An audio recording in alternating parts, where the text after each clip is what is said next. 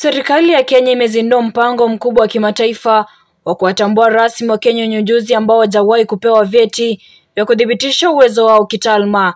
Kupitia mpango huu wa RPL, zaidi ya Wakenya milioni 15 wanatarajiwa kupokea tiketi za biashara, yani vyeti rasmi vya kutambua ujuzi wao. Hii inajumuisha watu kutoka tabaka mbalimbali, wakiwemo waliotengwa na waliopotea katika mfumo wa kijamii na kiuchumi.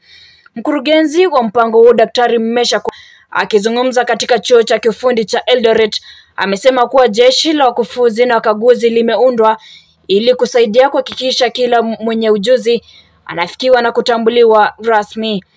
The State Department is have a vision and a goal to ensure that all the Juakali or everybody who has a skill but does not have any certification is assessed and certified.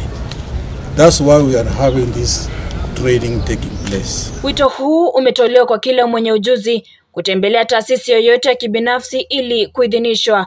Watapatiwa mwongozo kuhusu nini cha kufanya, wapi pa kwenda na hatimaye kupata cheti chao bila kuteseka. Juakali and all others who have the skills and they don't have any kind of a certificate, and we are going to assess them, certify them from the industries and from all the TVET institutions.